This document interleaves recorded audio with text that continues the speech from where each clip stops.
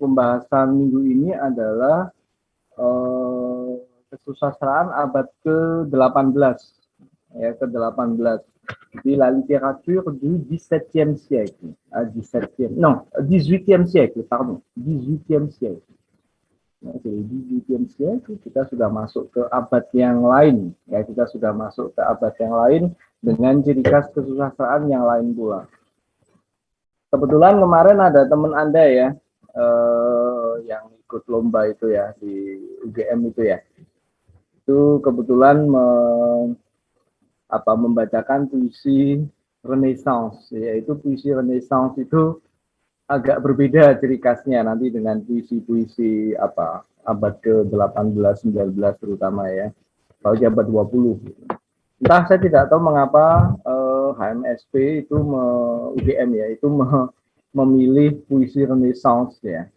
Entah karena mungkin idenya belajar dari Renaissance atau apa, saya nggak tahu juga gitu. Mungkin makanya mereka memilih itu gitu.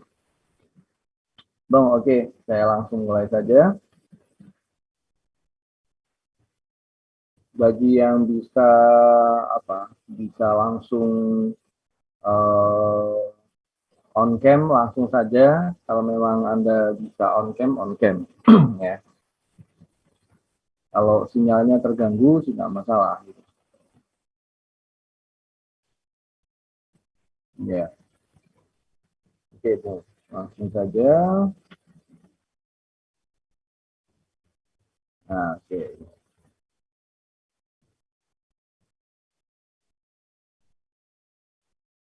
Ya.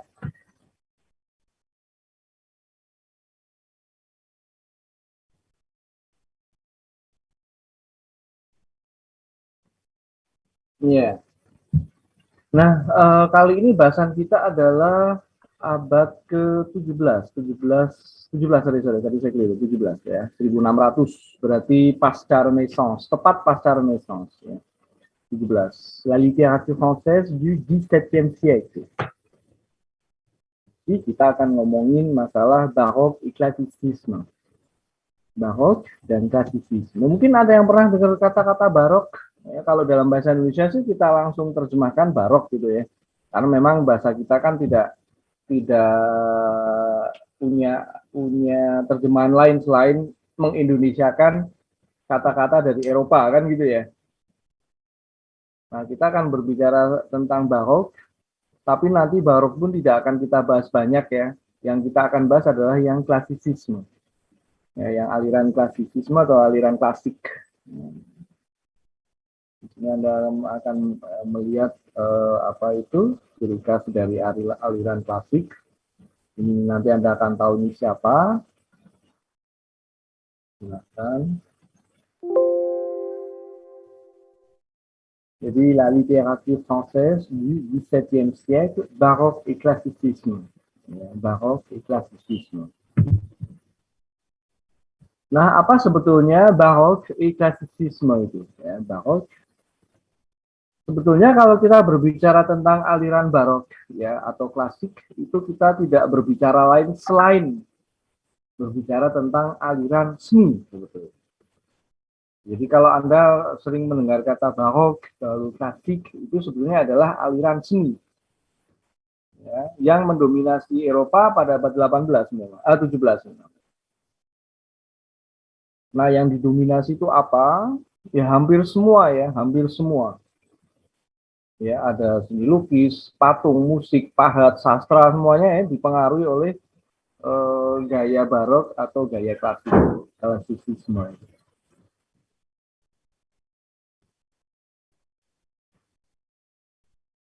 Jadi aliran seni sebetulnya. Jadi barok, kita ngomongnya barok dan klasik gitu ya, ala Indonesia aja. Barok dan klasik lebih simpel. Itu sebenarnya adalah aliran seni ya. Aliran yang mewarnai semua aspek seni, gaya. Jadi sebetulnya barok dan klasik itu menyangkut masalah gaya. Ya kan? Seni itu kan ada gayanya kan? Ya, seni apa misalkan Anda berbicara tentang seni lukis nih. Gayanya apa sih? Oh, gayanya impresionis, Pak. Gaya impresionis itu gaya yang sulit sekali ditangkap. Kalau pelukisnya tidak cerdas, dia tidak akan bisa menangkap the first impression, ya. La première impression, impresi pertama itu nggak akan ketangkap. Makanya pelukis impresionisme itu cerdas, gitu ya. Anda ingin menangkap, misalkan apa? Ingin menangkap kesan pertama dari matahari ketika terbit. Itu Anda harus segera cepat melukis, ya.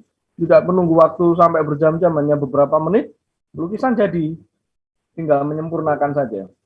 Itu impresionisme.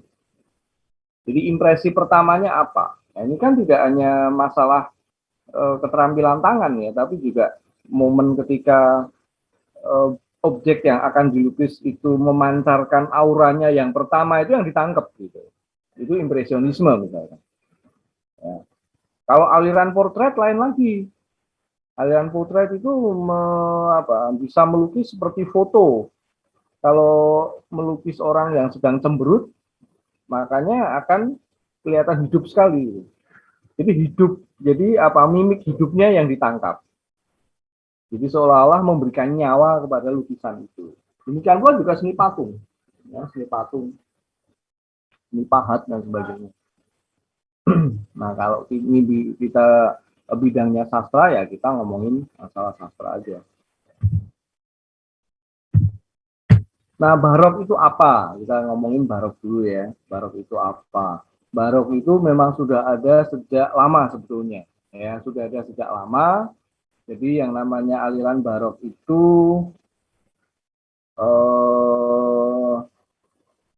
bukan hanya monopoli abad itu. Sebetulnya sudah ada sejak abad ke-16, ya, sejak akhir pemerintahan Raja Ongrikat.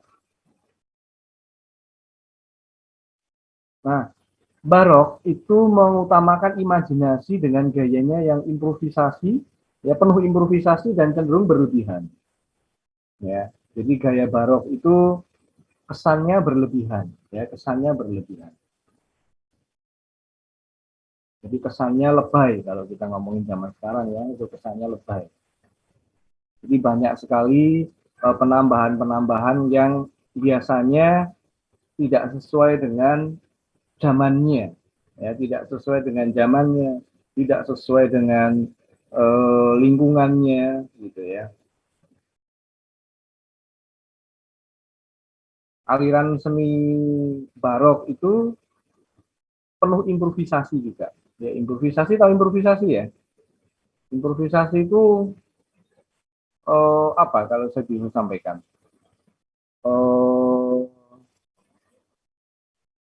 Banyak penambahan-penambahan gitu ya. Penambahan-penambahan yang tidak direncanakan, nah itu improvisasi. Ya, penambahan-penambahan yang tidak direncanakan tetapi sesuai dengan alurnya, ya, sesuai dengan alurnya. Misalkan Anda bermain drama, ya. Kemudian Anda kok lupa dialognya. Kadang-kadang kan orang yang tidak siap berimprovisasi maka dia akan blok kan ya. Aduh, ini apa ini tadi dialognya. Nah, untuk supaya drama itu berjalan dengan lancar, maka Anda berimprovisasi. Kalau Anda sering melihat pentas-pentas yang ada di televisi dan sebagainya, ya pentas-pentas seni dan sebagainya,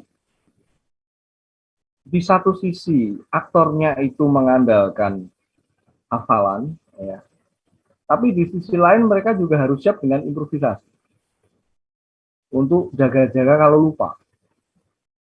Karena kalau tidak begitu repot, ya. Nanti semuanya akan terganggu kan? Semuanya akan terganggu.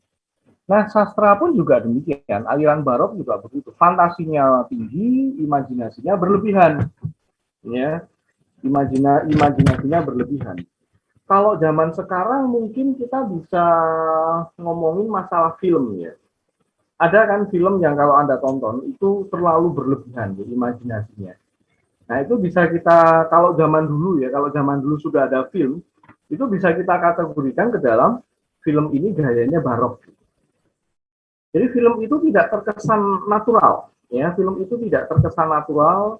Film itu dialognya berlebihan, ya. Film itu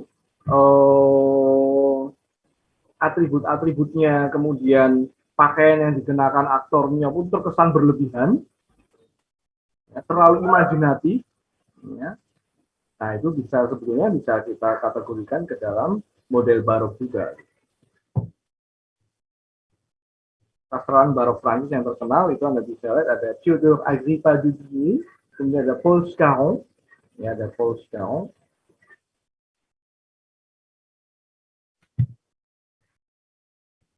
Kita nonton itu.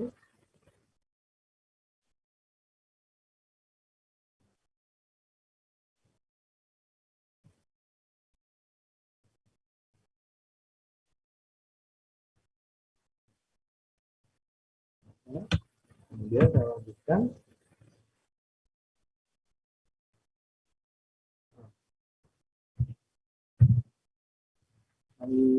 Theodore Agrippa Dugny, dia sebetulnya bukan melulu seorang sastrawan ya, tapi dia seorang bangsawan dan juga komandan perang Protestan. Penulis yang kontroversial.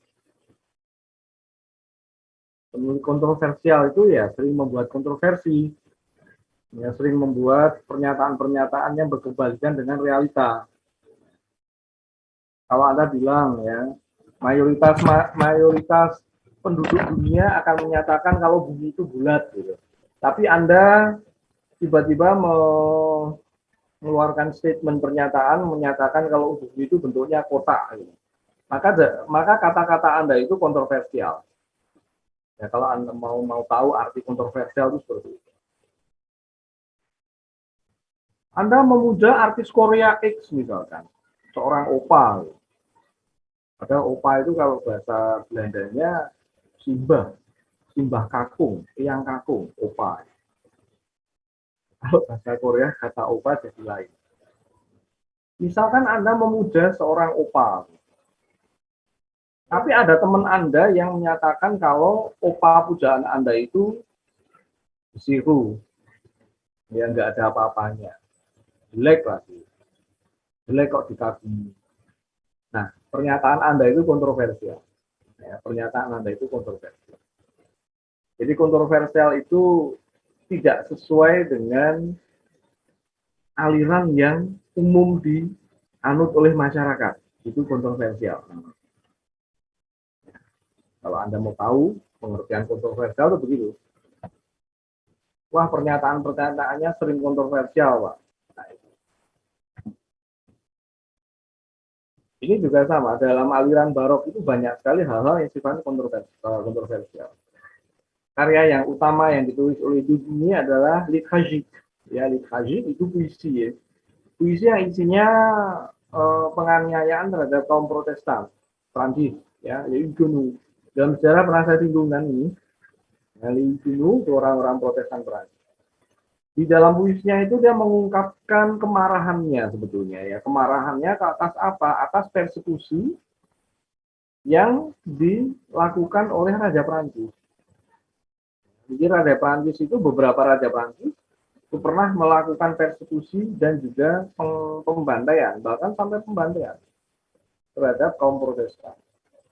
Makanya dia menuangkan ini semua, menuangkan kemarahannya, kritiknya, ya, itu ke dalam puisi yang sifatnya epik dan satir. Epik tahu ya, epik itu ya genre-nya epos, genre-nya itu heroik. Tapi satir itu menyindir, ya, menyindir tapi halus. Kalau menyindir kasar namanya apa?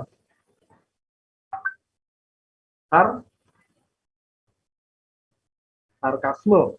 Ya, sarkasme itu menyindir tapi kasar. Kalau menyindir secara halus itu namanya satir. Satiris sifatnya namanya satiris. Dia menuangkannya ke dalam 7 bundle puisi. Ya. Dalam satu buku ini isinya banyak sekali. Ya. Ada 7, yaitu pertama adalah Misère, lalu Prince. Ya. Misère itu penderitaan, ya, penderitaan. Prince itu para pangeran. Ya, lalu chambre dorée, kamar yang keemasan atau ruangan emas, ruangan keemasan juga bisa. Kemudian ada feu, Feu itu apa? Feu? Ada yang tahu feu?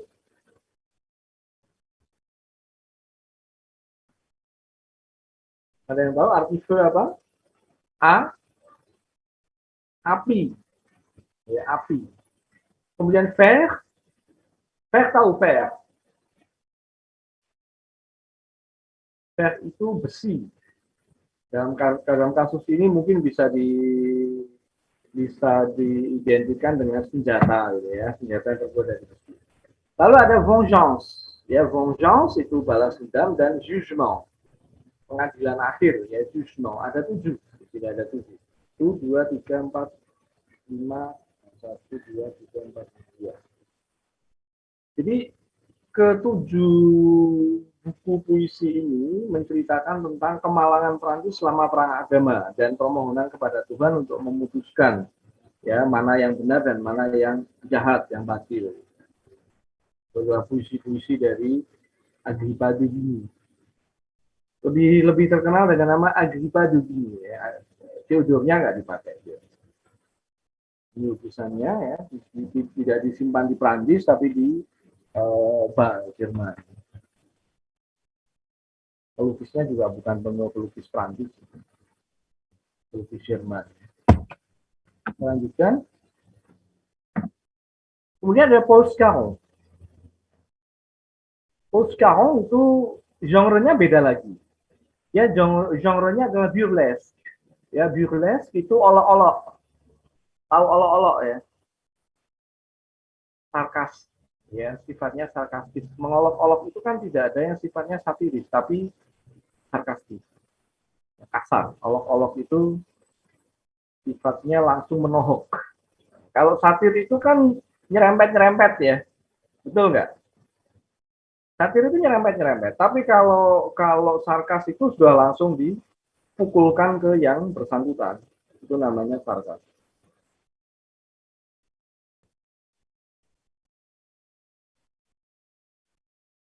Nah, romannya yang paling terkenal itu adalah Roman Komik, ya, Roman Komik yang gayanya satiris dan menohok.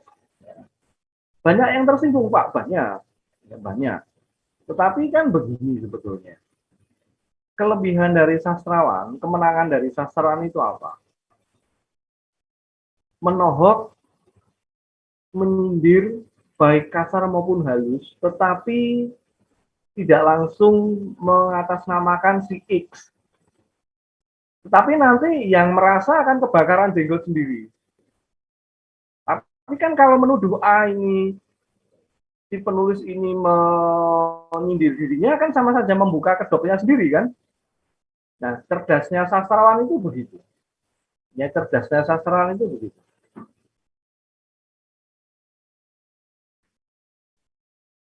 Yang disindir itu A. Karena apa-apa yang disindirkan, disarkaskan, disatirkan itu persis dengan dia, persis dengan si A ini. Tapi kalau A bilang, loh kamu kok nyindir saya?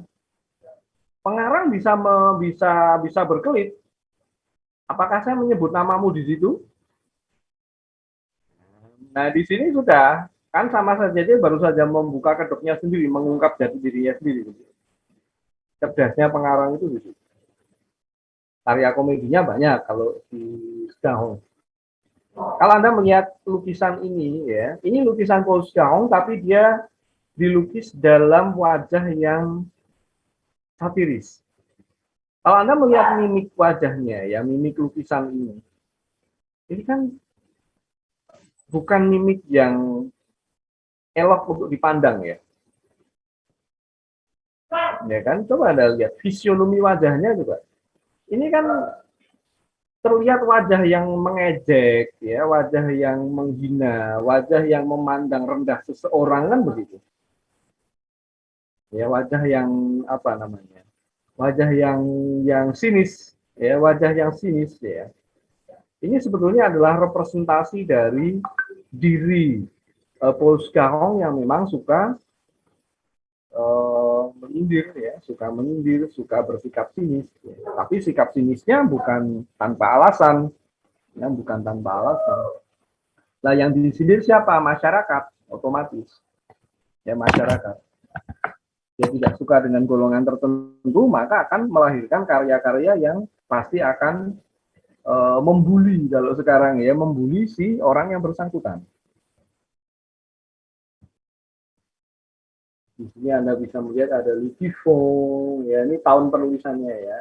Le Virgile travesti, Chaudelet ou le Maître Valet, les rites ridicules, Don Jacques d'Arménie, l'écolier de Salamanque, le marquis ridicule ou la comtesse faite à la hâte, la fausse apparence, le prince corsaire, dan sebagainya. Ini yang terpenting, karya-karya yang terpenting.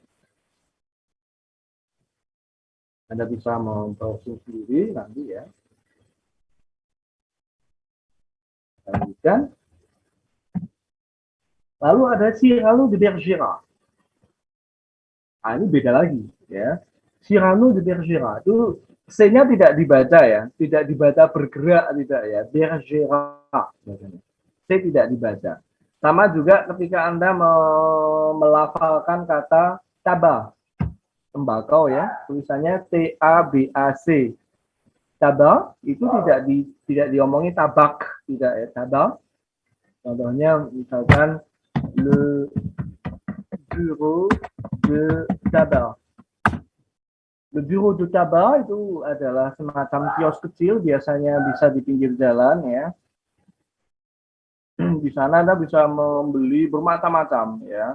Bisa permen, bisa koran, bisa majalah, bisa kartu remi, bisa kartu telepon. Ya, kemudian Anda bisa beli tembakau, rokok dan sebagainya lengkap, korek api lengkap semuanya ya. Di sana kalau Anda ingin pasang kode buntut juga ada ya, mau judi juga ada, lengkap ya di Bureau du Tabac. Alat française itu lengkap sekali, lengkap sekali. Mau kopi ya ada. Nah, cara membacanya Tabac sama dengan ini, Bergerac ya, Bergerac, Cyrano de Bergerac. Ini paling terkenal dibanding yang lainnya ya. Karyanya apa? Jadi banyak menulis karya yang sifatnya berani dan inovatif, tapi alirannya libertine. Libertine itu kalau boleh saya katakan dengan bahasa yang agak sedikit vulgar ya, libertine itu free sex kalau sekarang. Ya, libertine itu punya filosofi bebas di dalam hubungan seksual, itu libertine. Alirannya namanya libertinage. Ya, libertinage atau le libertinage. Ini banyak memang dianut pada abad 17 abad 18 ya. Alirannya aliran seperti ini ya. Jadi pandangannya free ya, pandangannya free. Kemudian dua karyanya Anda bisa lihat di situ panjang ya. Histoire comique des États et Empire de la Lune. Nah, jadi cerita lucu tentang negara dan kekaisaran bulan. Nah, satunya apa di situ? Kisah lucu tentang negara dan kekaisaran matahari. Nah, jadi kan kelihatan apa ya? Enggak real gitu kan. Kelihatan karya-karyanya kalau Anda bisa lihat judulnya itu enggak realistis. Apa ada sih kerajaan bulan kan tidak ada. Kecuali mungkin Anda suka Sailor Moon itu lain lagi ya. Atau yang sejenisnya gitu. Ini Cyrano de Bergerac dengan sketsanya. Kita lanjutkan. Ini tidak banyak disukai sebetulnya ya, aliran apa itu, aliran barok, karena terlalu berada di awang-awang. Ya, terlalu berada di awang-awang, terlalu mimpi gitu istilahnya. Terlalu mimpi dan terlalu banyak improvisasi. Mungkin kalau saya bisa memberi contoh di dalam dunia musik itu musik jazz. Ya, musik jazz itu adalah musik musik yang improvisasinya banyak. Ya, improvisasinya banyak. Tapi semua improvisasi itu menyatu ke dalam alur musik itu. Bagi Anda yang tidak terlalu menyukai musik jazz, maka Anda akan melihat musiknya kok apa ya? Biasanya mainnya lama ya, mainnya lama, kemudian eh, banyak sekali instrumen musik yang masuk. Ya, lalu kita langsung saja ke aliran klasik. Nah, kalau di Prancis, aliran klasik ini lebih banyak diminati oleh para penggiat seni, ya, lebih banyak diminati oleh para seniman. Kalau saya bilang seniman itu luas ya. Sastrawan itu masuk seniman nggak Pak? Ya, karena yang dia tulis adalah seni. Jadi seniman itu jangan hanya Anda apa batasi maknanya dengan pelukis ya. Kalau di Indonesia seniman itu banyak yang langsung dikaitkan dengan seni lukis. Padahal seniman itu banyak. Ada seniman sastra, ya, seniman musik, seniman lukis, seniman patung, banyak sekali. Gitu. Banyak sekali. Jadi memang paling banyak dianut oleh para seniman Prancis aliran klasik. Kalau klasik itu kebalikan barok. Ya. Kalau barok itu free, bebas ya, kamu terserah. Misalkan begitu. Contoh simpel di bidang seni lukis.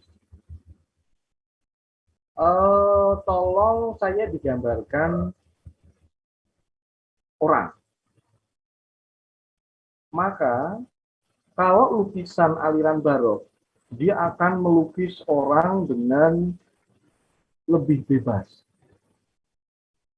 Ya, lebih bebas dalam arti tidak terikat oleh waktu, tidak terikat oleh zaman, kemudian dia bisa memberikan gaya macam-macam kepada orang yang dilukisnya dan sebagainya. Kalau barok tidak, kalau barok itu akan betul-betul dilihat orang ini dilukis pada zaman apa. Maka misalkan dilukis pada zaman Louis ke-14, maka bajunya pun juga, kostumnya juga sesuai dengan apa yang ada zaman itu. Jadi lebih kaku, ya lebih kaku. Dan biasanya sangat sederhana bentuknya. Kalau nanti ada lukisan itu yang paling bisa paling bisa merepresentasikan maksud sebetulnya. Kalau musik itu biasanya kalau Anda suka musik-musik barok klasik nggak? Kalau saya hobi banget. Gitu. Kalau barok itu musiknya lama biasanya ya, satu musik itu bisa sampai setengah jam, 45 menit gitu ya. Misalkan Anda mengenal ada Mozart ya, Mozart itu alirannya barok. Mozart itu alirannya barok. Tapi kalau klasik biasanya lebih pendek durasi waktunya. Nah, kalau musik dua-duanya saya suka. Dua-duanya saya suka, baik musik barok atau klasik. Anda bisa kalau ingin mendengarkan musik barok atau klasik, tinggal Anda pilih judul saja, semuanya sudah ada. Ya. Kalau aliran klasik itu lebih mementingkan keterikatan pada kaidah atau aturan yang ketat dan kesederhanaan bentuk. Ya, kesederhanaan bentuk. Kalau barok tidak lagi. Nah, kalau aliran klasik itu lebih mendasarkan gerakannya kepada pemikiran René Descartes. Kemarin pernah saya singgung ya. René Descartes itu seorang filsuf Perancis yang terkenal dengan semboyannya cogito ergo sum. Je pense donc je suis. Saya berpikir maka saya ada. Saya berpikir maka saya ada. Jadi aliran klasik itu lebih logis aliran. Kasarannya begini, kalau Anda ingin perbandingan. Pak, Kalau di dalam ilmu pengetahuan, klasik itu bisa diwakili oleh ilmu apa, dan barok itu bisa diwakili oleh ilmu apa, Pak? Makanya kalau saya bilang, klasik itu lebih banyak diwakili oleh ilmu eksakta. Pernah mendengar Anda 1 tambah 1 sama dengan 5? Tidak pernah ya. Semuanya ada hukumnya yang kaku di sana. Ya. Nah, kalau aliran barok itu lebih diwakili oleh ilmu humaniora. Ilmu humaniora itu ilmunya lebih fleksibel. Ya, ilmu humaniora itu ilmu apa? Ya, ilmu kita ini. Ilmu sastra, ilmu bahasa, ya. Pak, kalau dengan orang tua itu pakai bahasa apa, Pak, sebaliknya? Tergantung. Nah, kata-kata tergantung itu sudah berarti menyerahkan kita kepada konteksnya. Misalkan ya, saya bilang begini. Kalau dengan orang tua pakailah bahasa Jawa atau di orang Jawa ya, komunitas Jawa, pakailah bahasa Jawa halus. Itu pengertian kakunya. Tapi ada juga orang tua yang sudah tidak lagi mementingkan bahasa halus ya. Mereka lebih memberikan kebebasan kepada anaknya, mau berbicara bahasa Jawa kasar oke, mau bahasa Indonesia oke, mau bahasa Inggris oke. Nah, ini mempunyai lebih banyak pilihan gitu ya, lebih banyak pilihan. Paham yang saya maksud?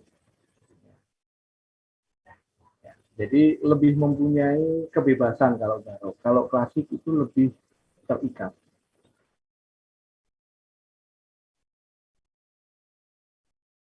Pak, kalau masak rendang misalkan, itu ya harusnya mengikuti pakemnya, mengikuti aturannya. Orang Padang bilang apa, itulah yang diikuti. Itu klasik. Pak, kalau saya membuat rendang, kemudian saya beri kentang, lalu saya beri wortel, kira-kira nyalai pakem nggak, Pak? Kalau menurut orang klasik, itu nyalai pakem. Nyalai aturan, pakem itu aturan. Tapi kalau menurut orang barok, nggak masalah. Gitu. Nggak masalah. Asalkan enak. Gitu kan? Kalau kita lihat inovasi-inovasi makanan zaman sekarang, ya, dimana kalau saya melihat inovasi-inovasi makanan zaman sekarang itu luar biasa. Zaman saya seusia Anda tidak ada inovasi seperti itu. Belum ada, lebih tepatnya belum ada. Makanan masih standar, standar ala zaman itu, ya, standar ala 20-30 tahun yang lalu. Ya, kalau sekarang saya melihatnya banyak sekali variannya.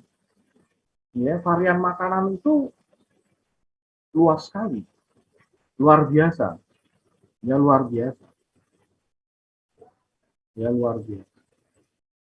Jadi orang sudah mulai bisa mengeksplor, ya mengeksplor, menemukan ini, menemukan itu, ya. Nah ini bisa saya katakan kalau zaman sekarang ini orang lebih cenderung ke arah pemikiran-pemikiran barok kalau dibandingkan dengan zaman dahulu. Kalau dibandingkan dengan zaman abad ke-17, orang sekarang ini lebih suka barok. Kalau zaman dulu namanya kondangan, kalau bahasa Jawanya jagong, jagong manten, ya kondangan orang nikahan, itu tabu pakai celana jeans. Nggak ada. Anda akan jadi tontonan satu gedung itu nanti. Pakai jeans, pakai kaos, ya, atau pakai jeans Anda kombinasikan dengan hem, ya, kemeja, Anda bisa jadi tontonan orang apa namanya, segedung. Tapi sekarang batik pun dikombinasikan dengan celana jeans plus sepatu sneaker. Itu adalah terobosan aturan yang luar biasa.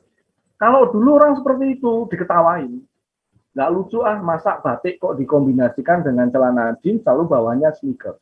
Kalau dulu yang namanya batik itu pasti lengan panjang, kemudian dengan celana bahan, celana kain ya, plus sepatunya pasti kulit.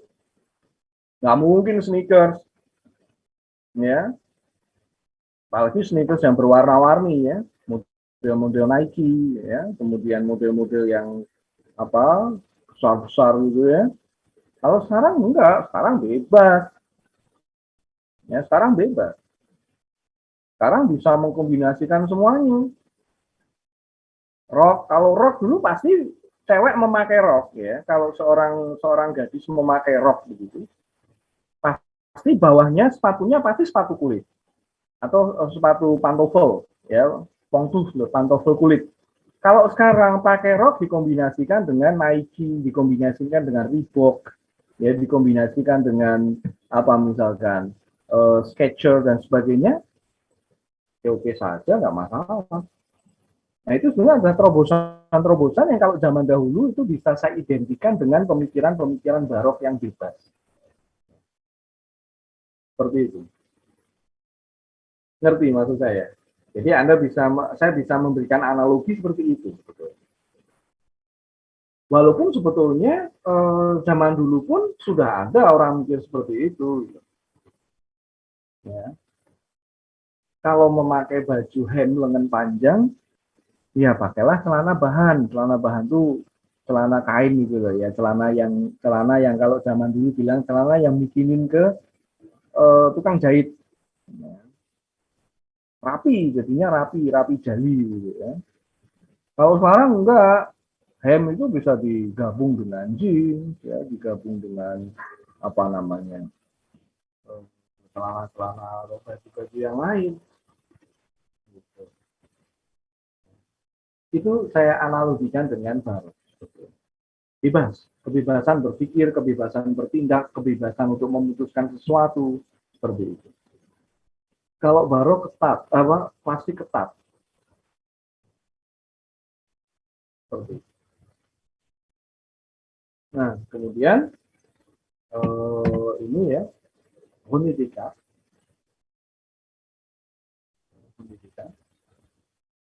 Kayaknya Anda lihat kostum yang dipakai oleh Ronnie Descartes itu sederhana sekali, warna hitam. Memang ciri khas orang klasik itu suka pakai warna hitam ya. Hitam seperti ini, seperti jubah begitu, warna hitam. Ya sudah, ya. Tidak ada warna lain. Kalaupun ada warna lain ya warna-warna yang gelap, ya warna-warna gelap coklat, biru, ya biru tua. Tidak ada warna orange. Orange kuning itu barok kalau itu. Warna-warninya cetar membahana ya kalau barok gitu.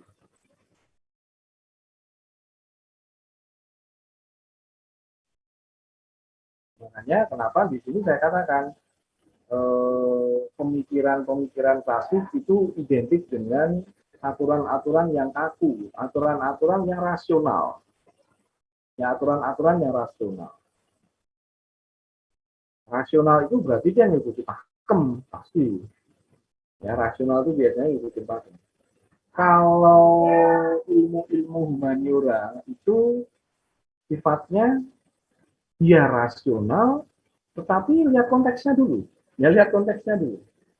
Ya lihat konteksnya dulu. Bisa saja satu tambah satu jadi 11, tergantung konteksnya. Ya, tergantung konteksnya. Tergantung konteksnya. Ya. Cogito ergo sum, je pense donc je suis. Jadi asumsinya jika saya bimbang maka saya akan berpikir dan oleh karena saya berpikir maka saya ada. Ini pernah minggu lalu ya saya jelaskan gitu. Apa yang dimaksud dengan manusia yang berpikir kan?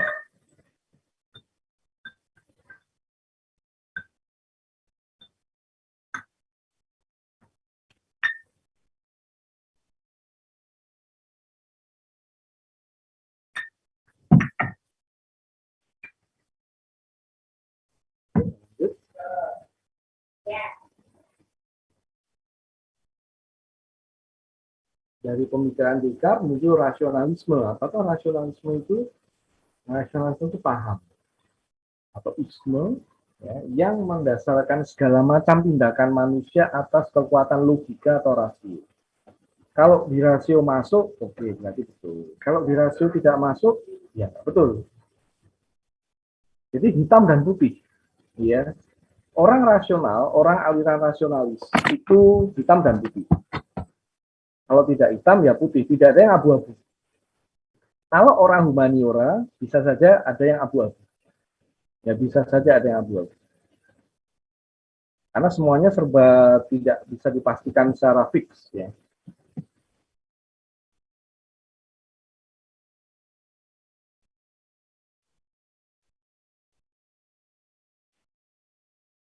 Kalau aliran barok itu lebih interpretatif. Lebih interpretatif. Orang bebas menginterpretasikan. Asalkan masih sesuai dengan koridornya. Interpretasi itu nggak ngawur ya. Itu kalau ngawur namanya cocok logi. Cocok logi tahu. Semuanya dicocok-cocokin akhirnya jadi pas gitu. Misalkan contoh cocok logi itu apa? Misalkan begini. Anda cowok naksir cewek.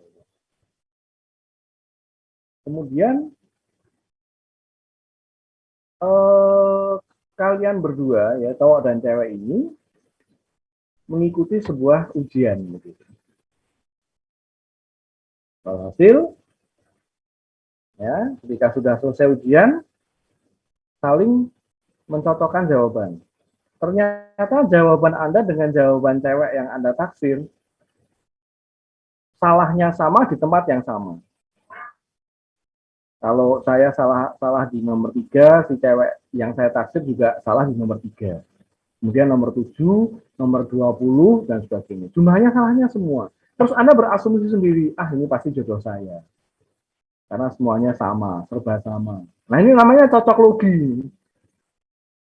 Ini ngawur, ya ini ngawur kan gitu. Semuanya tidak didasarkan pada fenomena, ya. Semuanya didasarkan pada asal semuanya itu bisa menyenangkan saya, cocok. Tidak boleh interpretasi tidak boleh ngawur, ya tidak boleh ngawur. Nah interpretasi itu ada hukumnya, ya ada hukumnya, ada ilmunya loh ya. Ilmunya namanya hermeneutika. Nah, ilmunya namanya hermeneutika. Ini perlu Anda ketahui. Hermeneutika. Ada ilmunya.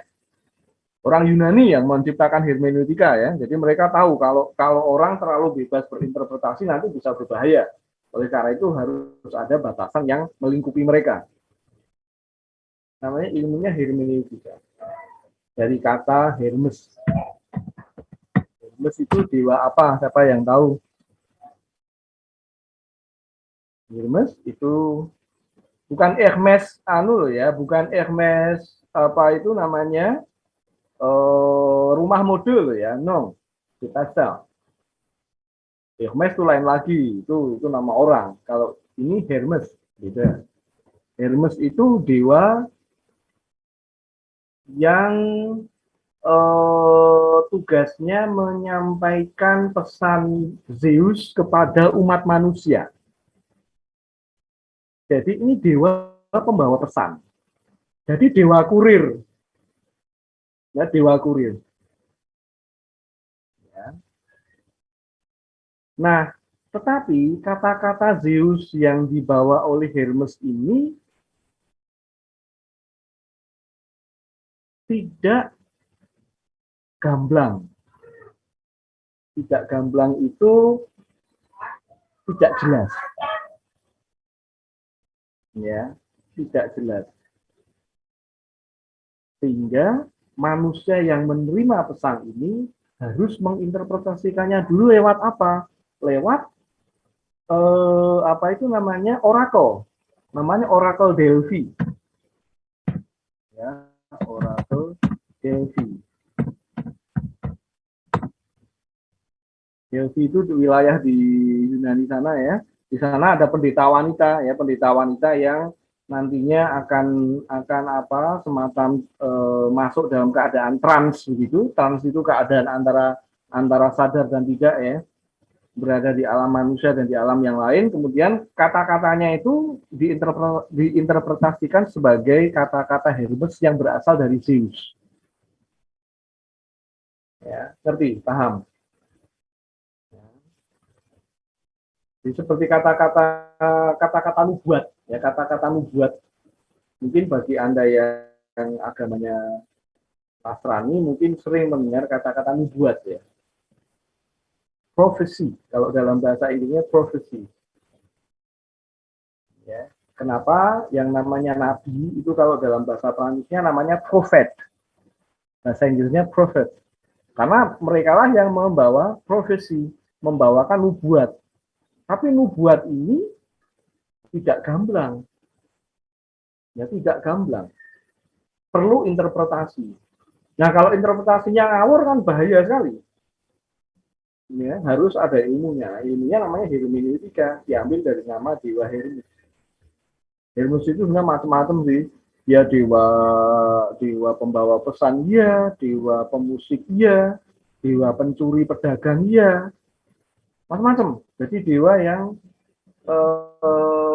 pekerjaannya banyak, bidangnya banyak, ya. Bidangnya banyak, bidang ilmunya banyak. Ngerti ya, paham ya? Ya.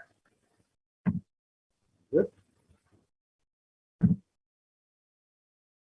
Rasionalisme Descartes ini yang mendasari ide penciptaan karya sastra pada era klasik. Ya. Kemudian karya-karya sastra pada era klasik ini mayoritas berupa apa? Berupa drama, teater. Drama dengan teater ini sama ya. Baik yang didasarkan atas kisah-kisah mitologi Yunani Romawi atau yang karya-karya ataupun yang bebas ya, yang idenya bersifat kontemporer zaman itu. Ada pengarang Prancis, dramawan Prancis yang suka membuat kisah dari mitologi Yunani. Atau ada juga yang bebas ya, idenya ide kontemporer zaman itu yang sedang mode apa itu yang diangkat.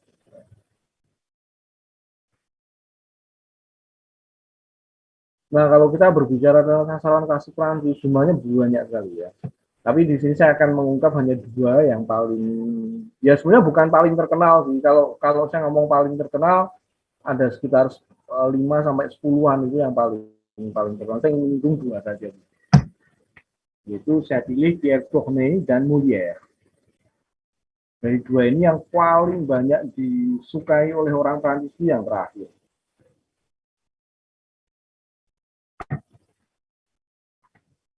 Molière.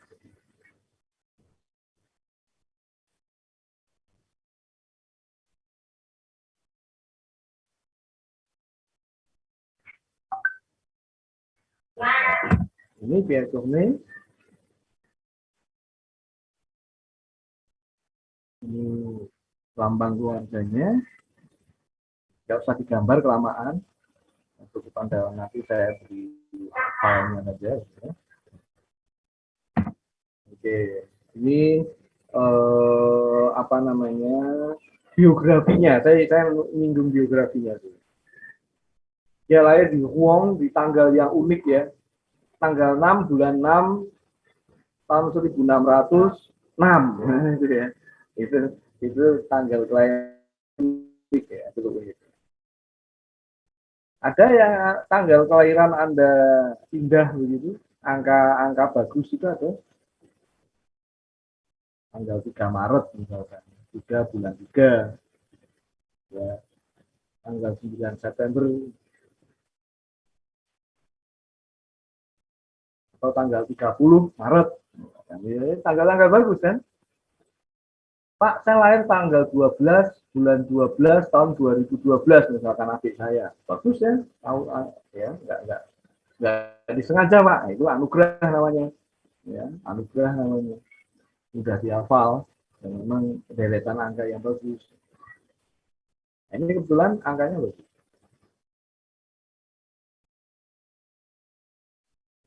Corneille ini menganut filosofi yang namanya stoik atau stoicisme Latin. Stoicisme Latin. Itu ajaran yang mengatakan bahwa jalan menuju kebahagiaan ada pada kemenangan jiwa atas jasmani. akal pikiran atau emosi. Ya betul sebetulnya sih. Kasarannya begini. Kalau Anda bisa mengendalikan emosi itu kan Anda bahagia. Betul nggak? Anda nggak jadi orang emosian, gitu. Anda nggak punya keinginan untuk beli aneh-aneh, walaupun duitnya banyak misalkan. Itu kan Anda bahagia kan ya. Hidup kok rasanya adem, ya kan? Karena apa? Karena Anda nggak punya rasa nggak senang sama orang, Anda tuh nggak julid gitu loh ibaratnya ya. Kalau sekarang itu kan banyak orang yang suka julitin orang lain, ini kan orang yang kurang kerjaan kan gitu. Orang yang tidak pernah bahagia itu orang yang suka julitin orang kan gitu. Mbak sudah hiduplah dengan apa dengan alur alur kereta apimu ya. Jadi kan enak sekali kalau kereta api mengikuti alurnya tuh kan enak. Tapi kalau nyenggol jalur kereta api lain kan mesti tabrakan nanti jadinya tuh. Kan gitu. Filosofinya kan gitu. Nah sekarang ini kan kalau Anda lihat kalau nggak komen di medsos dengan kata-kata yang pedes itu ya, kok nggak marem Pak saya Pak, kok nggak puas ya Pak saya Pak. Saya tuh kok sengit banget sama aktor ini, sama aktris ini, kalau nggak saya juli itu saya nggak bisa tidur. Nah itu penyakit itu namanya. Nah itu Anda sudah sakit, ya. Nah berarti Anda kan nggak bahagia di sini, betul nggak? Nggak bisa tidur kalau belum menjuliti artis itu kan sakit, yang sakit kan Anda kan itu kan. Ya, saya nggak bisa tidur Pak kalau belum julitin artis X gitu. Ya, kalau saya bisa baru ngomong puas itu setelah nulis 2 paragraf isinya aneh-aneh, nah saya baru tenang Pak tidurnya. Nah, itu Anda sakit itu, sakit jiwa itu, gitu ya. Nah, Kak, enggak sebetulnya kalau Anda itu apa namanya bisa mengontrol emosi ya, bukan bukan menahan emosi loh ya lain. Kalau menahan emosi nanti nggak enak gitu. Jadi kemampuan untuk menyerahkan segala sesuatunya kepada yang di atas, dan itu nanti lebih lebih enak. Apapun agama Anda, bukan minumnya teh botol sosro, bukan ya. Apapun agama Anda, ya, itu pasti punya cara untuk itu ya, pasti punya cara untuk itu. Ya, yang agamanya Nasrani bisa apa namanya sering apa namanya berdoa ya toh, yang Katolik bisa sering membaca doa novena misalkan, yang agamanya Islam sering berzikir, bersolawat itu kan, wah itu enak itu, adem nanti jualan itu, adem sekali. Udah nggak punya pikiran mau julitin orang, udah saya yakin percaya saya. Gitu. Itu penyakit yang harus dihilangkan. Nah, gitu ya. Zaman sekarang saya lihat fenomenanya kan ngeri sekali, ya ngeri sekali. Nah ini kemenangan jiwa atas jasmani. Dikit-dikit pengen ini, pengen itu, ya. Kalau keinginannya nggak terpenuhi, demam, ya. Itu kan bahaya. Kalau saya pengen beli ini Pak, pengen beli sneakers sih Pak. Nah kan sneakers itu sudah banyak, tapi yang ini unik loh Pak. Ya terserah lah uniknya kan menurutmu. Kalau menurut saya ini podoai sama saja. Oh saya harus beli ini. Mau nggak mau saya harus beli ini. Ya, lama-lama Anda kan memendam perasaan yang seperti itu kan lama-lama ya tidak pernah puas dengan apa yang Anda miliki kan begitu. Ya lama-lama kan Anda kan jadi demam sendiri ya. Untung nggak demam berdarah. Ya. Demam berdarah kan ada sumbangsih nyamuk kan gitu. Ini dari gara-gara dari tubuh Anda sendiri. Ya. Akal pikiran, ya, keinginan yang terlalu sering ingin, ya dikit-dikit pengen, dikit-dikit pengen, itu kan nggak bagus. Nah ini stoicisme latang itu seperti itu kira-kira. Kalau bisa saya sampaikan, kasarannya adalah ajaran yang bagaimana caranya bersifat melepaskan, ya, bersifat melepaskan. Tapi Pak, saya masih senang sama dia, apa ya saya lepaskan? Ya tergantung, ya tergantung ya. Kalau Anda lepaskan aja, cari yang lain. Dunia tak selebar daun kelor, alias lebih kecil, gitu ya. Ya, ya kemampuan untuk melepaskan, kemampuan untuk mengkontrol jiwa, akal pikiran. Ya. saya kok males ya Pak. Nah, kok bisa? Males itu kan datangnya dari pikiran. Ya, kalau pikiran Anda bilang males, maka seluruh tubuh Anda akan pegel linu semuanya. Akhirnya nanti nggak jadi kuliah. Gitu. Tidur di kos. Nah, itu jadi nggak bisa mengontrol pikiran. Kalau stoicisme itu mengajarkan pengendalian diri seperti itu. Nah, itu yang disukai oleh Pierre Cogney. Dan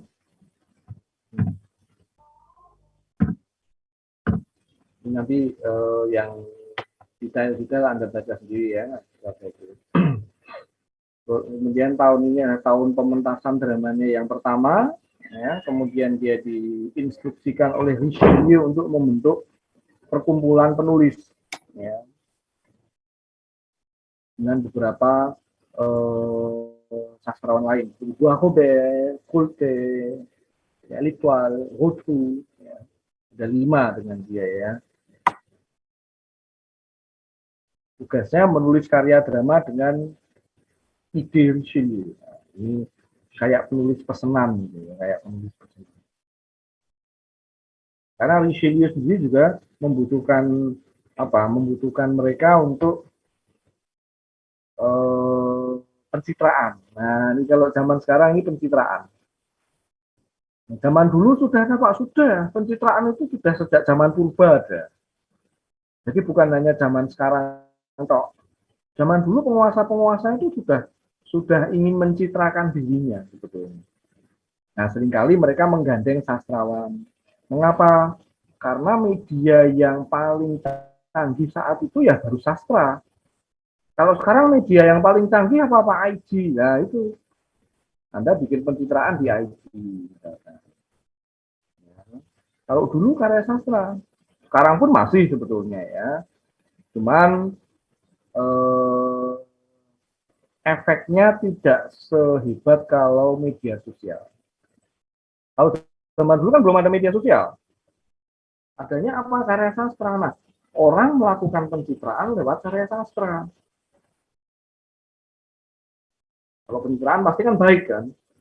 Baik, orangnya begini, begitu, ya.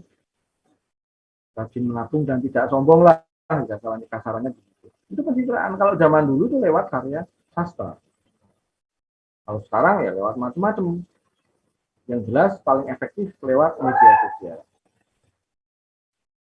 Pak, orangnya hebat ya Pak, kenapa? Senyum terus. Saya diem aja. Kenapa? Karena saya tahu orang itu sebetulnya nggak pernah senyum kalau ketemu saya. Senyumnya kalau di IG saja. Ada orang seperti itu. Ya, pencitraan. Orangnya religius ya Pak. Ya, ya menurut siapa? Kalau menurut medsos dia religius. Ya, menurut IG dia religius. Tapi menurut dunia nyata tidak. Gitu ya. Tapi yang sekarang ini kan orang lebih suka dunia yang virtual daripada dunia nyata kan. Nah, jadi sekarang ini orang lebih suka hidup dalam tipu-tipu istilahnya ya. Hidup dalam sebuah dunia maya. Makanya kenapa dikatakan dunia maya? Dunia yang tidak sebenarnya. Ya. Dunia yang tidak sebenarnya. Makanya kalau saya sarankan kembalilah ke dunia nyata. Ya. Jangan terjebak dalam le monde virtuel, dunia virtual. Berbahaya sekali. Ya, berbahaya sekali. Kembalilah ke dunia nyata. Dunia ini cantik, dunia ini indah. Dunia nyata itu indah. Kenapa harus mencari keindahan di dalam dunia virtual gitu kalau saya. Saya pakai IG, pakai karena ada maksud kan gitu. Tapi saya bukan yang apa katakanlah overdosis gitu ya. Semuanya ditampilkan fotonya ya, foto mbah mobil aja di foto dimasukkan Instagram ya, foto kakinya sakit habis kejepit pintu dimasukkan Instagram gitu, kucingnya sakit demam berdarah terus masukkan Instagram gitu, semuanya masuk Instagram lah gitu ya, karena memang orang butuh pencitraan gitu, cuman makan di kafe melakukan Instagram, semuanya masuk Instagram.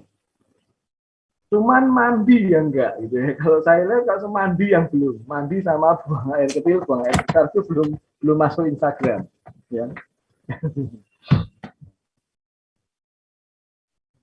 Ya kalau Anda yang sudah sadar itu sih nggak masalah.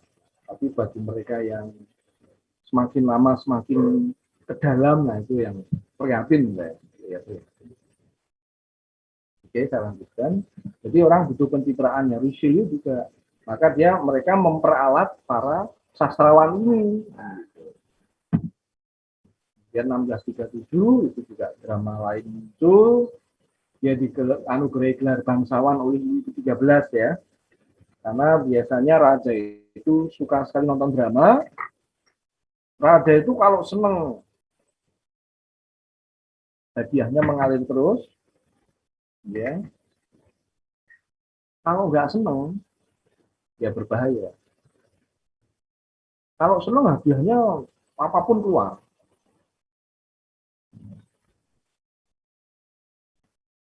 Nah ini Corneille membuat senang. Louis XIII akhirnya dianugerahi gelar bangsawan. Tahun 1640 itu juga menulis drama juga, nanti bisa Anda baca sendiri. Tahun 1659 itu karya dramanya yang cukup sukses, ya, yaitu Oedip atau Oedipus. Kalau bahasa Yunani-nya Oedipus. Pernah dengar Oedipus nggak? Ada yang pernah dengar? Belum. Oedipus itu raja dari Thebe, ya, dari Thebes, Yunani, ya, yang secara tidak sengaja mencintai ibunya sendiri. Ya, secara tidak sengaja mencintai ibunya sendiri. Kemudian ketika dia menyadari kebodohannya, menyadari ketololannya, dia membutakan matanya sendiri. Karena dianggapnya matanya ini tidak bisa membedakan mana yang benar dan mana yang tidak pantas. Akhirnya dia membutakan matanya sendiri dengan pisau yang dipanaskan, pisau yang dibuat membara. Dan pisau itu dia sundutkan ke matanya. Ya, Oedipus. Karena dia menganggap bahwa mata ini mata yang menipu saya. Akhirnya kemana-mana dia dibimbing oleh anak perempuannya yang bernama Antigone. Ya, Antigone. Dituntun kemana-mana. Kisahnya malang, ya, Oedipus. Pernah dengar gejala psikis atau psikologis, ya, saya menyatakan gejala psikologis yang namanya Oedipus kompleks. Ada yang pernah dengar nggak? Oedipus kompleks, sebuah kecenderungan psikologis. Pernah, Monsieur. Jasmina pernah dengar? Pernah, Monsieur. Apa itu kira-kira? Tahu nggak, Jasmina? Kalau seingat saya itu kayak kondisi di mana biasanya sih anak laki-laki yang lebih attached banget dengan ibunya, Pak. Sampai kalau attach banget dengan ibunya nggak masalah, tapi ada efek lain yang menyertainya. iya, jadi posesif. Posesif, dan nantinya ketika dia memilih calon, itu calonnya pasti jauh lebih tua daripadanya. Iya sih. Dan pasti Kasih 20 tahun gitu ya. Ya. Dan biasanya ada prinsip kayak harus mirip dengan ibunya gitu. Betul, betul. Kalau itu masih bisa ditoleransi, yang tidak bisa ditoleransi itu sifat kecenderungan memilih wanita yang usianya jauh lebih tua daripadanya. Ya, seperti Presiden Prancis Emmanuel Macron itu saya kira dia menderita Oedipus kompleks. Karena istrinya usianya 63. Waktu itu ya tahun 2017 itu 63, berarti sekarang sudah 67. Padahal Emmanuel Macron sendiri tahun 2017 ketika dia terpilih itu usia 39. Berarti sekarang tambah 4 ya, berarti berapa? 9 tambah 4. 43. 43, istrinya usia 67. Nah, seperti inilah sebetulnya. Nah, ini biasanya karena dulunya sih terlalu terikat dengan ibunya, ya, terlalu kagum dengan sosok ibunya, ya, terlalu apa sih, terlalu anak mami banget gitu kan. Itu bisa terjadi seperti itu. Tapi kalau hanya sampai sampai posisi anak mami tapi nggak ngapa-ngapain, masih nyenengi cewek usianya normal, nggak masalah. Gitu. Tapi kalau sudah sampai calon saya harus 20 tahun lebih tua atau berapa itu ya, itu yang bermasalah di sana. Itu yang bermasalah. Ya. Ini namanya Oedipus kompleks. Bisa disembuhkan, Pak? Ya, saya nggak tahu, saya bukan psikolog saja. Ya, mungkin bisa ya, mungkin bisa. Tapi rasa ketertarikan itu kan sulit ya untuk dikontrol ya.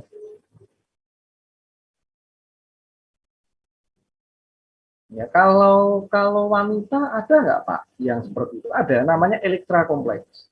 Dua-duanya tokoh dalam mitologi Yunani ya. Elektra kompleks. Menyukai laki-laki yang usianya jauh lebih tua daripadanya. Ya. Sama ya, Anda mahasiswa itu mahasiswa ya yang usianya lebih tua. Gitu. Namanya Elektra kompleks. Ini biasanya kehilangan sosok bapak ya. Anak-anak seperti ini.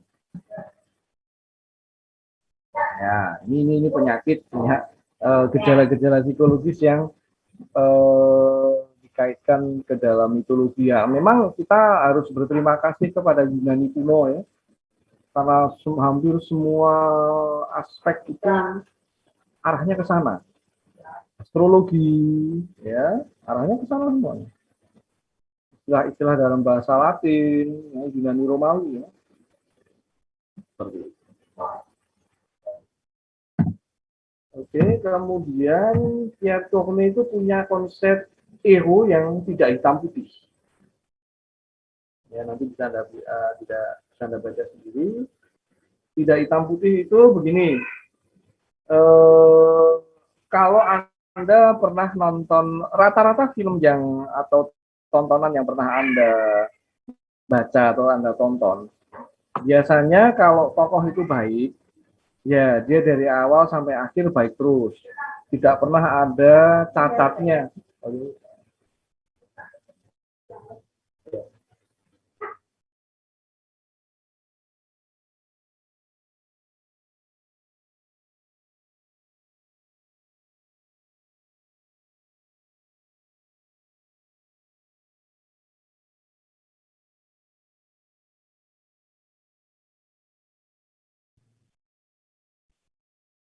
Ya, jadi biasanya kalau Anda melihat suatu apa namanya tontonannya, itu seringkali tokoh yang sudah baik dari awal, biasanya dia tidak akan berbuat jahat.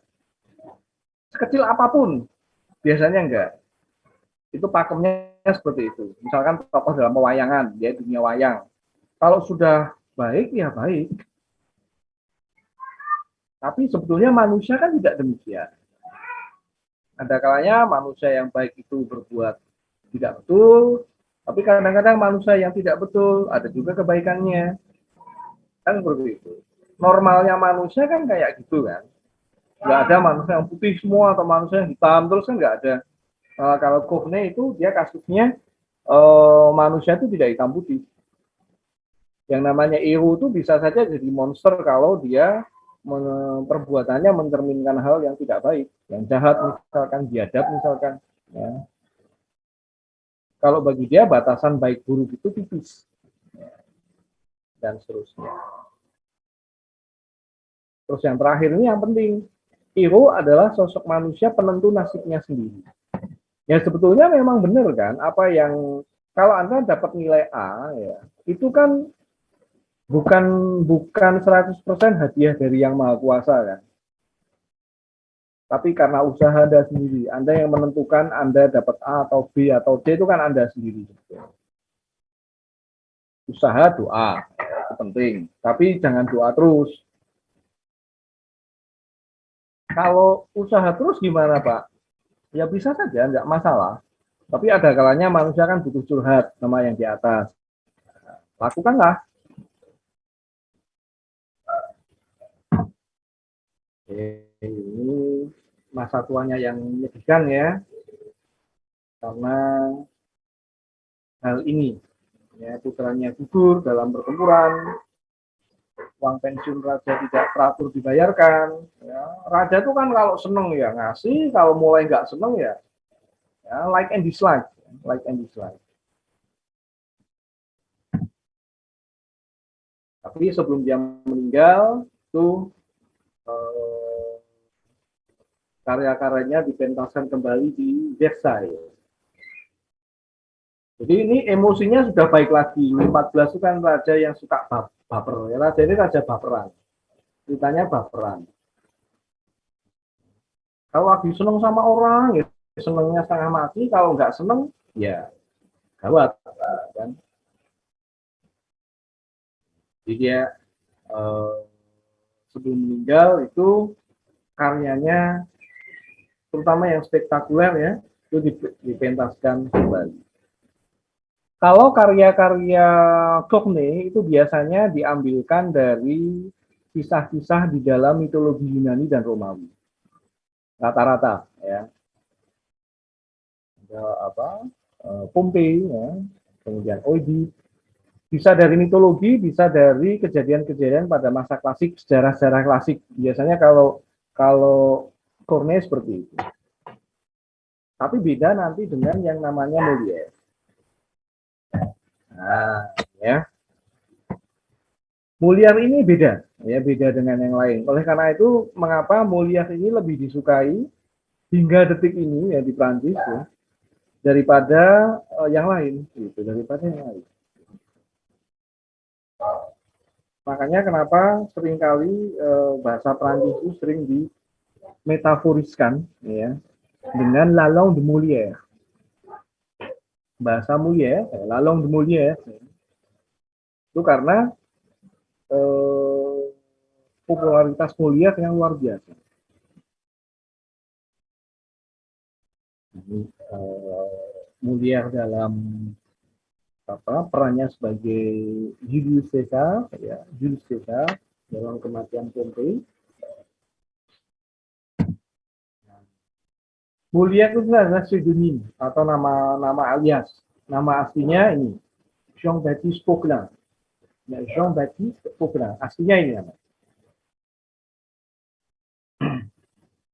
Dia mendirikan grup teater, ya, grup teater. Jadi grup teater itu begini, ada bosnya, ada beberapa artis yang main, ya, aktor atau aktris yang main, lalu pentas di mana misalkan, pentas di kota A, di kota B, gitu ya, modelnya begitu. Kalau teater itu seperti itu zaman dulu. Pentas di Paris, pentas di mana misalkan, kota-kota lain. Nah, waktu itu dia saingannya banyak, ya, saingannya banyak. Saingannya itu Hotel Ligon dan Mare. Kemudian usaha untuk membuat grup teaternya eksis itu nggak di Paris guys, kalau gitu. Kalau di Paris gagal, di daerah masih bisa. Dan mereka bergabung dengan grup lain, ya. Ibaratnya kalau sekarang ini merger gitu ya. Merger dengan grup pimpinan Dufresne. Ini badannya Dufresne. Ya, Dufresne. Nah, Dufresne ini lebih terkenal. Jadi ibaratnya Molière ini menginduk gitu ya. Gabung supaya ya apa namanya? Jadi terkenal gitu. Dan wilayah pentasnya itu di wilayah Prancis bagian selatan. Ya, ini kota-kota di Prancis bagian selatan. Kemudian dia diserai pimpinan, ya. Kemudian ini adalah tahun-tahun di mana dia banyak pentas di Prancis bagian selatan ya, di Montpellier, Narbonne, Béziers, Pézenas dan sebagainya. Tapi tahun ini dia kembali ke utara, ya, supaya lebih dekat ke Paris. Sepertinya kangen sama Paris, ya, kangen sama Paris. Dan langsung mendapatkan perlindungan dari adik Louis ke-14. Nah, kalau ini udah aman, ya, aman. Kalau sebuah grup teater itu mendapatkan perlindungan dari bangsawan tinggi, sudah nggak ada masalah, aman. Jadi bangsawan ini adalah fans beratnya. Ya, bangsawan ini fans beratnya. Kalau dulu sering begitu, ya. Nah, kalau dulu sering begitu. Jadi ini fansnya adalah adik ini ke-14, yaitu Philippe de France. Perlindungan, ya, kalau ada apa-apa itu backingnya. Kalau sekarang istilah backingnya adalah adik raja sendiri. Kemudian namanya berubah, ya, yang semula Dufresne menjadi La Troupe du Monsieur atau grup Monsieur. Monsieur itu sebutan untuk Philippe de France. Nah, karya-karya yang dipentaskan oleh Molière itu lebih ke arah fakta-fakta yang sifatnya aktual. Ya, fakta yang aktual, kontemporer, bukan ke Yunani Romawi, tapi apa yang ada dalam kehidupan keseharian. Itu karya-karya Molière. Contohnya, Le Docteur Amoureux. Ini dokter yang sedang jatuh cinta, atau sang dokter kasmaran. Kalau diterjemahkan, sang dokter yang sedang kasmaran. Atau Les Précieuses Ridicules. Precious itu kalau zaman sekarang bisa saya samakan sama sosialita yang tukang rumpi. Namanya Les Précieuses Ridicules. Jadi sosialita-sosialita, ya, bu-ibu itu, ya, bu-ibu yang suka rumpi, ya, suka arisan-arisan gitu, ya. Nah, itu namanya Les Précieuses Ridicules kalau zaman. Les Précieuses kalau dulu, ya, wanita-wanita precious yang rumpi, ya, ngobrolin berondong biasanya gitu kan. Nah, itu fenomenanya sudah ada zaman dulu. Lalu komedi ini, ya, Ganahel, lalu Don Garcia gitu. Ada kalanya berhasil, ada kalanya gagal. Itu biasa, ya, biasa. Kalau berhasil berarti berhasil memikat penonton. Ide pikirannya bisa memikat penonton, penonton seneng, ya. Tapi kalau gagal itu bisa disebabkan biasanya mungkin terlalu vulgar, bisa, atau terlalu menyindir status sosial tertentu atau strata sosial tertentu. Kalau salah konsep, ya, drama salah konsep bisa saja berisiko fatal. Ya, nanti ada risikonya cukup fatal.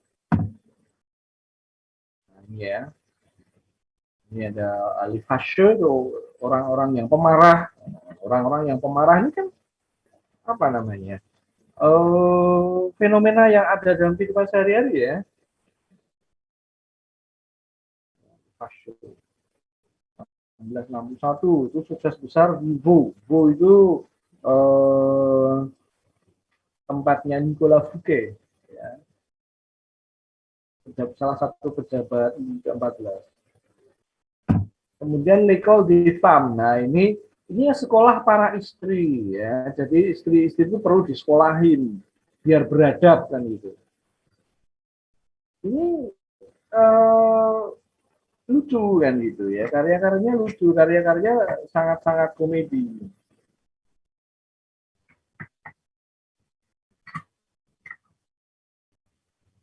Nah, raja kalau sudah seneng sama salah satu lakon, ya, uangnya keluar terus kan gitu, ya. Ibaratnya kalau zaman sekarang ini nyawernya gede gitu. Ya, ini kan raja ini kan nyawer kan sebetulnya kan, ngasih duit segini, ya, uangnya langsung berhamburan semuanya. Kalau dia seneng sama salah satu apa aktornya gitu. Nah, L'école des femmes ini yang terkenal, L'école des femmes, sekolah para istri. Isinya sindiran yang cukup pedes, ya, cukup pedes. Kemudian taktuf. Nah, ini taktuf ini yang tadi saya katakan. Taktuf atau kalau diterjemahkan, sudah diterjemahkan dalam bahasa Indonesia ya, judulnya taktuf si munafik. Ini nyindir kaum agama. Yang nyindir kaum agama, lebih tepatnya kaum gereja. Ya, lebih tepatnya kaum gereja Katolik. Tadi saya katakan, kalau drama ciptaan Anda itu salah sasaran, ya sebetulnya tidak salah sasaran sih, karena memang taktuf ini diciptakan oleh Molière untuk nyindir golongan gereja gitu. Tapi kan apa yang dilakukannya itu sangat-sangat sensitif.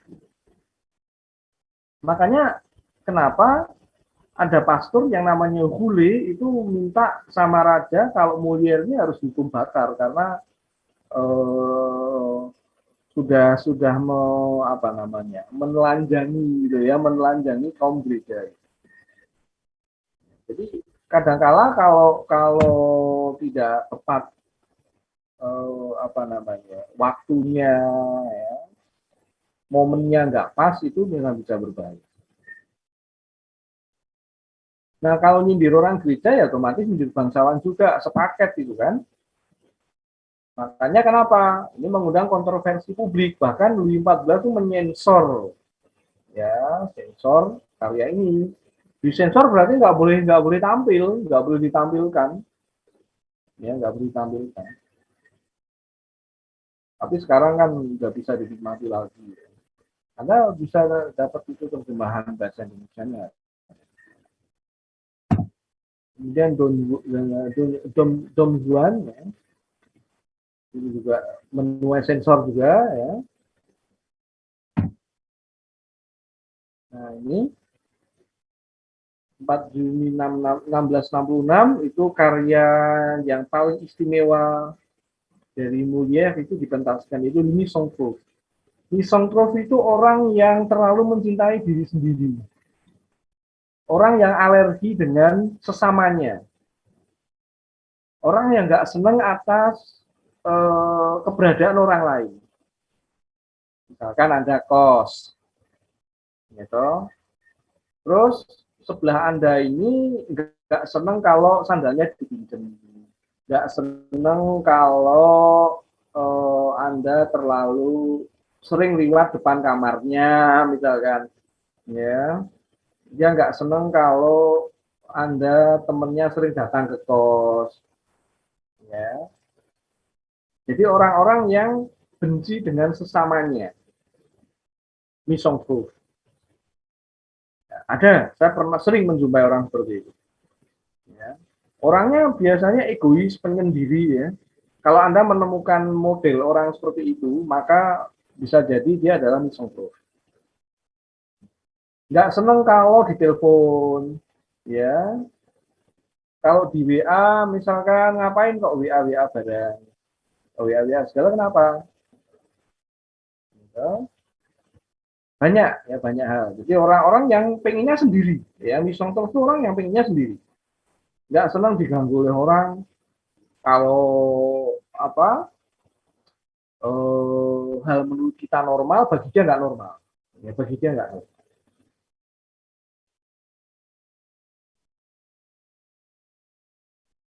Kalau parkir motor di kos itu ya jarak kira-kira setengah meter dari motor saya, rasa tidak, jangan deket-deket, nah, contoh kan, nanti motormu yang jelek nulari motor saya, ya kan, itu bisa tuh.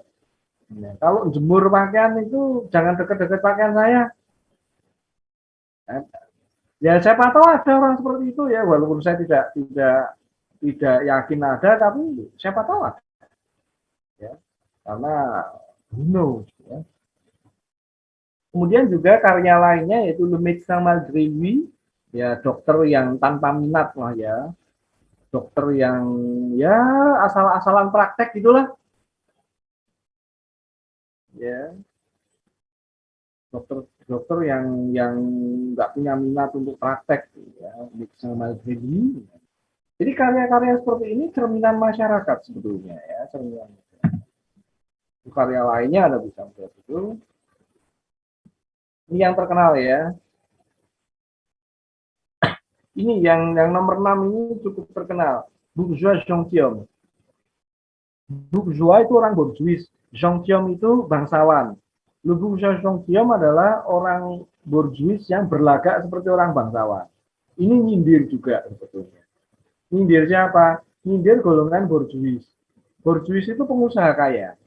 Tetapi karena saking kayanya, uangnya sudah mulai banyak, ya toh, sudah mulai sudah mulai bingung uangnya mau diapain. Nah, akhirnya mereka bertingkah laku seperti bangsawan, ya meniru gaya bangsawan, meniru pola hidup bangsawan, gitu. Nah, makanya disindir oleh Molière, orang borjuis yang berlagak seperti bangsawan. Orang borjuis itu bukan bangsawan, borjuis itu orang biasa, hanya saja kaya. Kaya karena biasanya dia pengusaha, ya pengusaha, bisnismen gitu. Nah terkadang kekayaannya itu melebihi bangsawan, nggak kastil ya, jadi berlagak seperti bangsawan lah, dan seterusnya. Ya, kemudian juga apa namanya, tahun-tahun terakhir kehidupannya itu banyak mengalami masalah ya, terutama karena dia mengidap penyakit TBC. Kalau sekarang sudah nggak ada TBC. Kalau zaman dulu banyak sekali. Karena apa? Biasanya higienitas, kebersihan yang kurang, ya, eh, tempat tinggal yang kotor, kemudian apa namanya, tingkat kesehatan masyarakat yang masih rendah. Kemudian ditambah dengan apa? Dengan sering tidur pagi. Yang namanya pementasan teater itu selalu malam sampai menjelang pagi karena biasanya panjang kayak wayang itu loh, kayak wayang kulit itu loh. Pernah nonton wayang kulit nggak? Belum.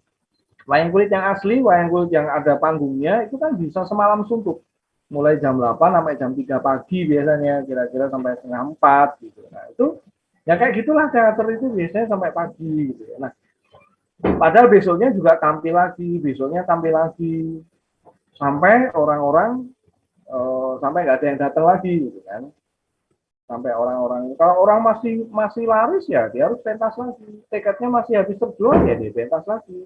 Nah lama-lama kan mendera kesehatannya seperti ini ya, jadi capek ya, akhirnya diserang penyakit TBC, batuk darah. TBC itu batuk darah yang diserang paru-parunya, ya paru-parunya. Kalau dulu penyakit ini mematikan, kalau sekarang sudah tidak ada, sudah bisa diberantas karena sudah ada vaksinnya, ya sudah ada vaksinnya. Dan sekarang ini kan taraf hidup orang kan semakin lama semakin tinggi ya, orang semakin sadar akan kesehatan, kemudian rumah-rumah semakin bagus, semakin bersih, sehingga penyakit ini sudah saya katakan sudah nggak ada. Tapi dulu zaman di Indonesia masa kolonialisme banyak kena TBC. Di Semarang ada dulu kan rumah sakit sekarang ini yang namanya Rumah Sakit Dr. Karyadi. Itu dulu kan rumah sakit khusus pasien TBC. Namanya CBZ, ya CBZ. Itu dulu khusus untuk penderita TBC. Berarti kan menandakan kalau dibuat satu rumah sakit khusus itu kan berarti pasiennya kan banyak. Berarti logikanya kan begitu. Pasien khusus COVID itu kan berarti banyak sekali penderita COVID. Nah, dulu TBC banyak. Kalau sekarang enggak, sudah tidak. Tuberkulose. Kemudian di sini ketika Molière meninggal ya, dia meninggal ketika sedang mementaskan Le Malade Imaginaire. Ya, Le Malade Imaginaire ini si orang yang pura-pura sakit. Sebetulnya nggak sakit, tapi dia merasa dirinya sakit. Dia nggak sakit, si tokoh ini nggak sakit, tapi dia merasa dirinya itu sakit. Makanya diberi judul Le Malade Imaginaire, si pura-pura sakit kalau diterjemahkan bahasa Indonesia ya. Nah, ketika pentas si pura-pura sakit ini, dia pingsan, ya pingsan, kemudian beberapa saat kemudian wassalam, meninggal, ya meninggal. Jadi meninggal ketika sedang pentas. Oke, saya kira sudah habis di sini. Kalau ada pertanyaan dipersilakan.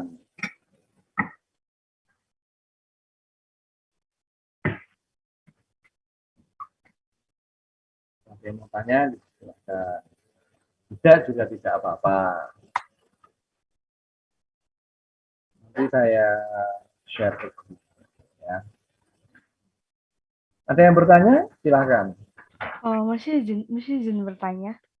Najwa? Ya, iya. Ya, silakan. Kan tadi katanya Pierre Corneille ini kan menganut paham Stoicism.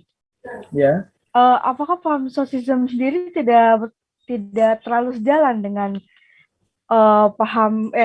dengan aliran klasik sendiri, Monsieur? Ya, sebetulnya ini filosofi awal yang dianut oleh Pierre Corneille ya. Awal-awalnya begitu ya. Dia tertarik itu awal-awalnya. Nah, perkembangan selanjutnya mungkin kemungkinan sudah berbeda ya, kemungkinan sudah berbeda. Orang kan ketika menganut suatu paham itu kan bisa berubah-ubah ya.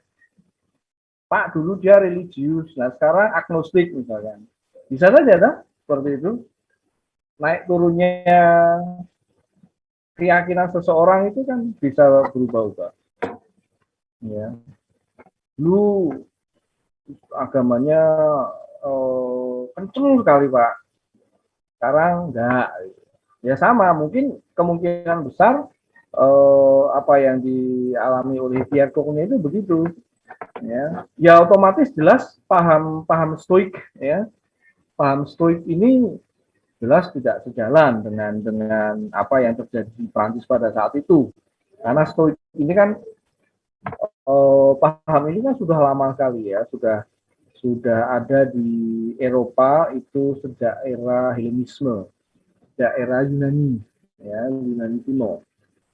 Paham yang mencari apa namanya ketenangan diri dengan jalan mengalahkan segala macam keinginan indrawi gitu kan. Nah tapi yang namanya manusia kan ya manusia kan dianugerahi panca indera kan begitu. Misalkan indera pencecap atau indera perasa Anda.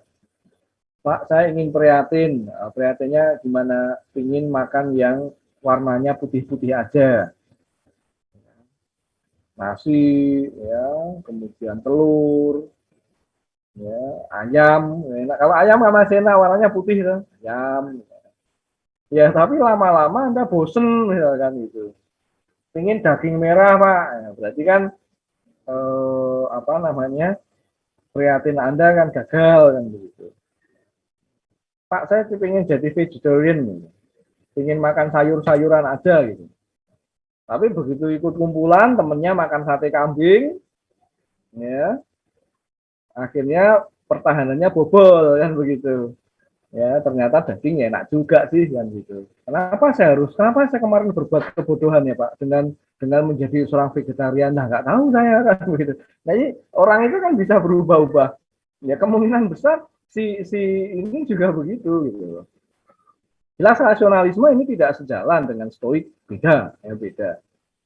Bisa saja seseorang itu dulunya stoik, ya, tidak ingin mematikan keinginan. Jadi sebetulnya filosofi stoik itu mematikan keinginan. Jadi jangan jadi orang yang selalu ingin gitu. Nah, tapi manusia itu kan tidak pernah terbebas dari keinginan kan.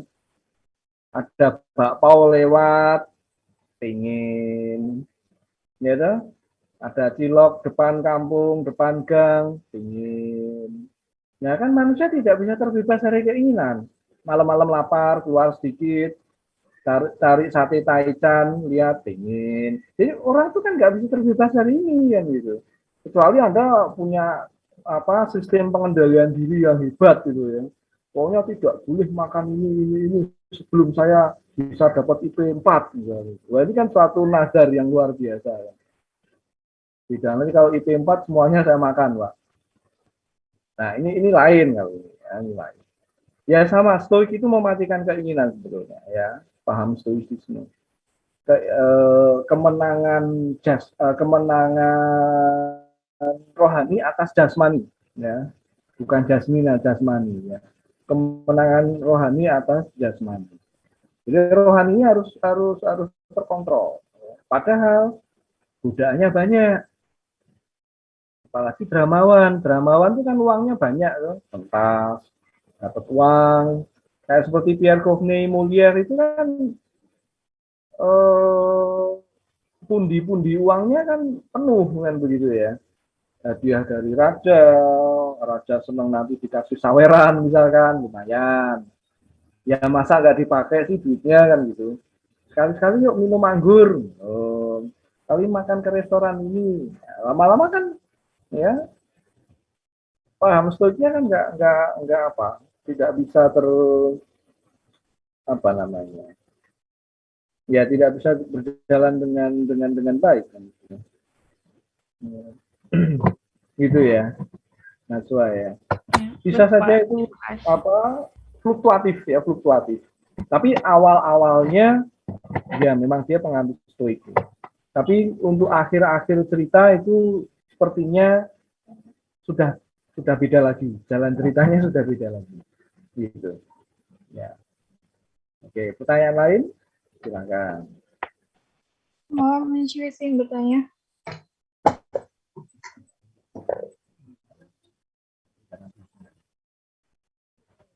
Ya, gimana? Jadi kan dijelasin kalau L'école des Femmes itu kan karya yang menyindir orang apa? Kaum istri ya. Istri ya, kaum istri. Pada saat itu kelakuan istri bagaimana Mancu? Terus tadi kan betul. Kalau saya nggak salah dengar, Theodore kan karyanya disimpan di Jerman ya. Padahal kan dia sastrawan Prancis. Kenapa kok disimpan di Jerman? Yang siapa? Theodore kalau nggak salah. Oh, itu bukan disimpan di Jerman, tetapi lukisannya itu yang melukis orang Jerman. Gitu. Kemudian lukisan itu disimpan di Jerman. Tapi kalau karya-karyanya sudah banyak diterjemahkan ke dalam berbagai bahasa, terutama bahasa Inggris, bahasa Jerman, gitu ya. Jadi kalau biasanya sih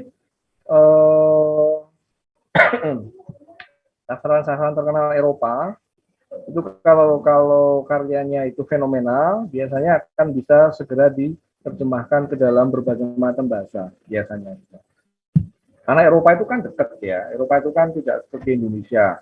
Sini Papua aja jauhnya tak karu-karuan.